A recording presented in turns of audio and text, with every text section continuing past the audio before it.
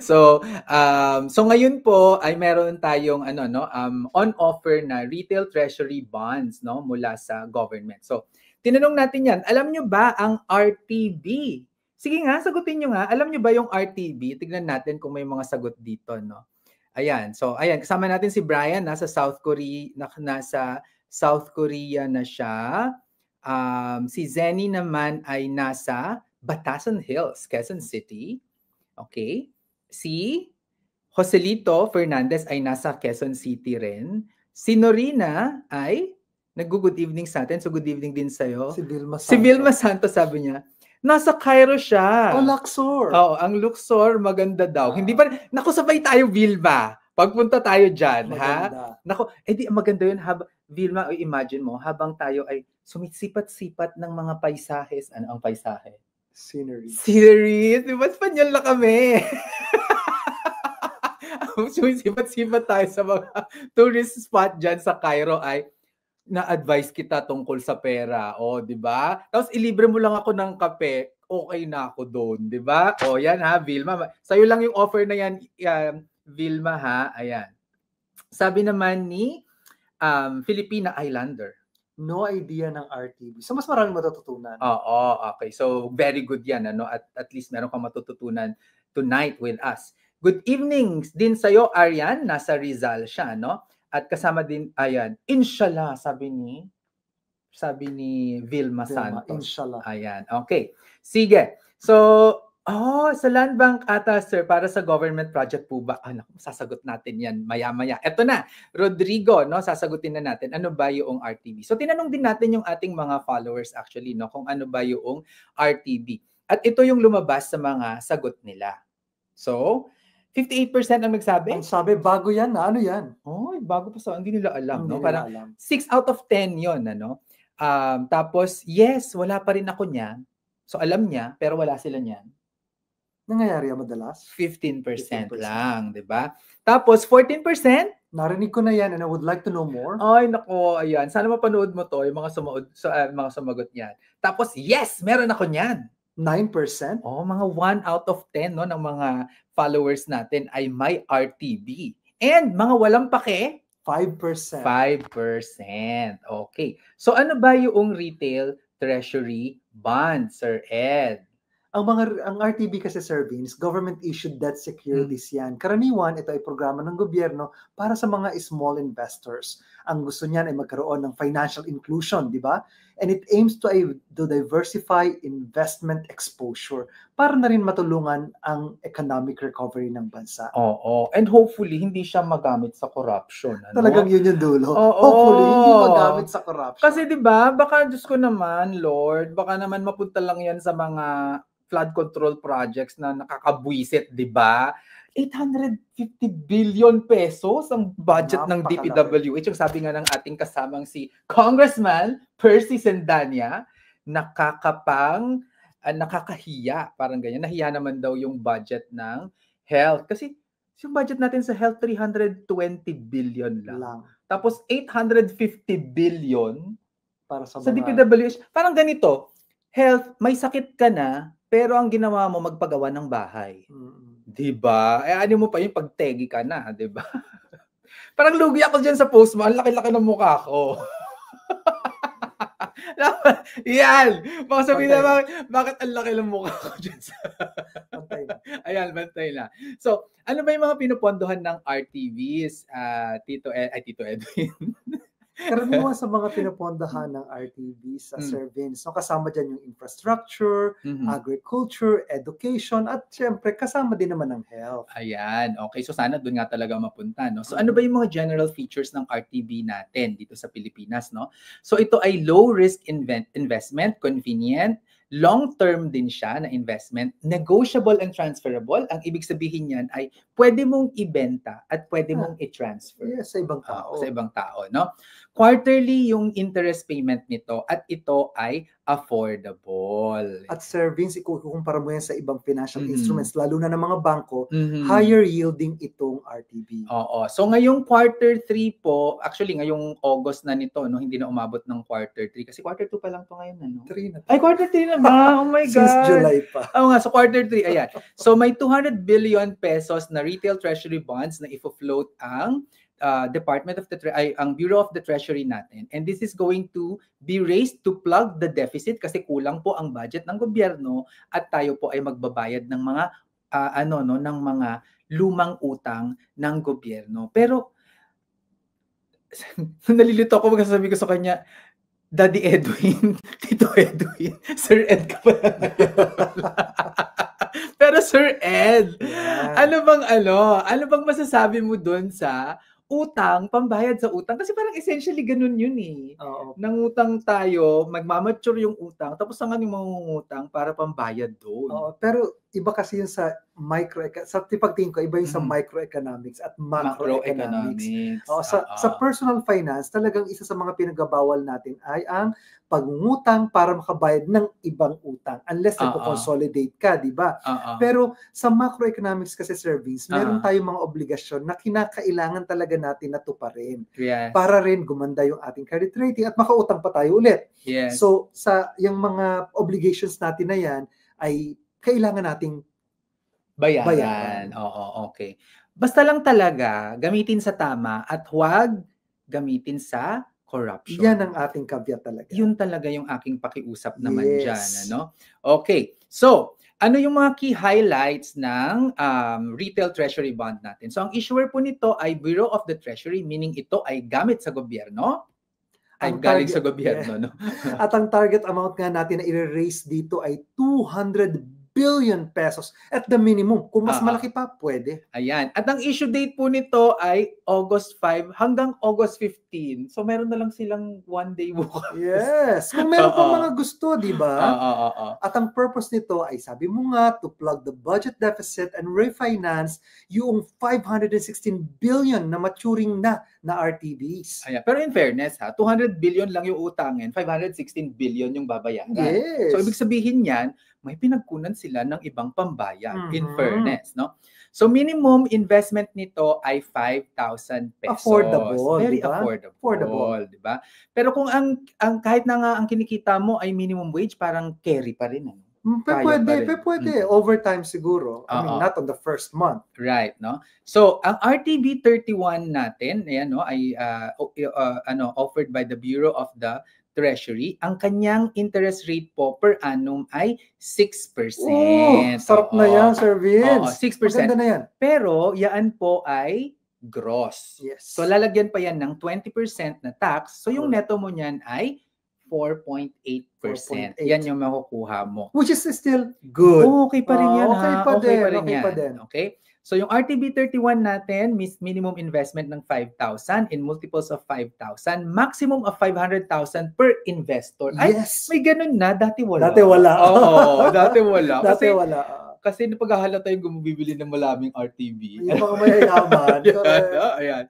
And this is 100% government guaranteed, no? So, yan. So, yan yung natin. So, ano yung nating historical performance ng ating retail treasury bonds? No, kung titignan natin, yung RTB 21, yan kasi yung una kong napag-participate ng RTB.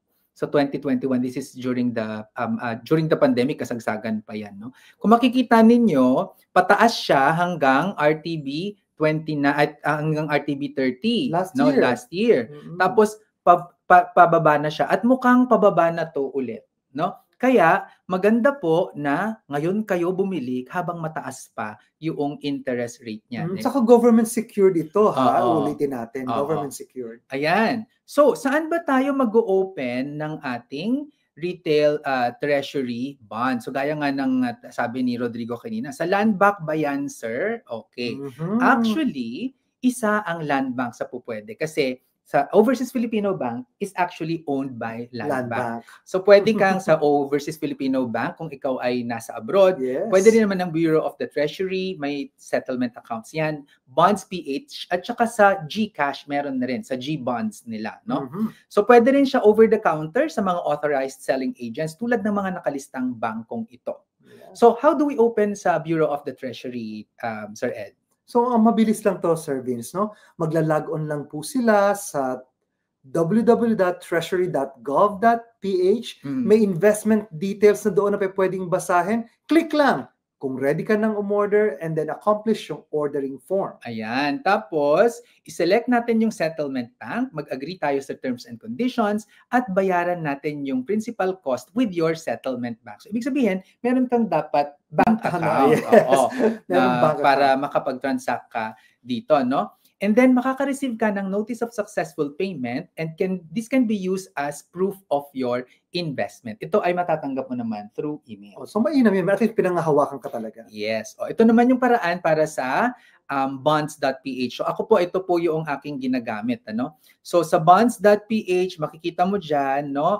Yung my orders. So, pumunta ka lang, i-click mo yung buy, no? Yung buy button dyan. Yes. Tapos, pag na-click mo yung buy, so magpapakita na yung details, tapos i-click mo yung next, tapos i-review mo na yung transaction and then click buy again. No? Dali lang. Yes. Sir Vince, parang ilang click lang yan. Oo. So, tapos yun, mabibili mo na siya. Pero, dapat ay magka-cash in ka. Dapat may balance. Dapat may laman. Dapat may laman. Syempre. So, pwede kang mag-cash in sa mga bank accounts at sa mga wallets natin ay po pwede yan. No? Dito naman, Tito Ed, Sir Ed, sa pag-open sa G-Bonds, sa GCash. Sir Vince, ito ay para lang sa mga fully verified users. Ito yung nakapag-identity verification sa past 3 years. Tapos yung G-Bonds buy orders, pinaprocess yan and executed in real time. Pagka-click mo, dun mismo. Oo, magagawa na siya, no? So, ito ay ang gagawin mo. I-open mo yung GCash app, punta ka sa G-Invest, and then select G-Bonds. Parang G-Bonds, parang Becky Bonds, no? G-Bonds. And then, pagka gawa mo nun, i-complete lang natin yung registration with PDAX. Ito yata yung Philippine Depository something, ano? Kung kailangan, meron tayong government ID na gagamitin for verification, and it would take about 24 to 48 hours to get verified, no, within PDAX, no. And then once verified, you can now see your G-Bonds in your dashboard. So tap invest and then G-Bonds yung gagamitin mo lang, no. So how to open via G-Bonds? So go to the market page, select the bond you want to invest in and tap buy, no. Input the amount you want to invest and tap buy, and then review the details of your investment and tap confirm. Yan. So madaming mga steps, pero maraming paraan. True, no? So dumadami. Actually, itong G-Bonds ay late na lang to na dumating, no? So yung RTV settlement account natin, ito yung bank account kung saan yung interest at principal ay made-deposit. Oo. At doon rin mawi-withdraw kapag gusto natin siyang i-withdraw, ilabas na, no, yung pera. And para kanino man itong RTBs, no? Ano yung purpose na pwede nating paggamitan nitong anong klaseng investor, no, ang kailangan natin dito? Unang-una ito para sa mga tao na gustong protektahan yung value ng kanilang kapital, yung ayaw mong masira o mawala yung iyong pera na ininvest, katulad ko. Yan, para sa yan. Tapos dapat meron kang gusto mo ng guaranteed income compared to other types of investments, at gusto mo ng liquidity. Tapos yung returns ay at par with time deposits. Kasi hindi naman talaga sobrang laki yung kikitain mo dito, no? So yun. So para kanino, anong purpose yung pag-i-invest sa bonds, Sir Ed? It can be for retirement, building a house, education of children, doing a health fund, or yung iba, pwede itong ipamana kasi 5 years naman yan, di ba? Ayan, no? So at saka niro-roll over mo, pwede yun eh. Yes. So tama o mali, question natin, ang government bond ba ay tax-free? Nako, malalaman natin ngayon kung tayo ay kung nakinig ba kayo, no? Sabi ni MCG, ay mamaya natin sasagutin yan, ano? Tama o mali, ang government bond ba ay tax-free? Tax-free po ba ang ating RTBs? Ayan. So ang sagot po natin dyan ay ito ay mali kasi may 20% withholding tax po ang retail treasury bonds. At ang sabi nga ni MCG, is it still worth it with the 20% tax on interest? Ako, yes.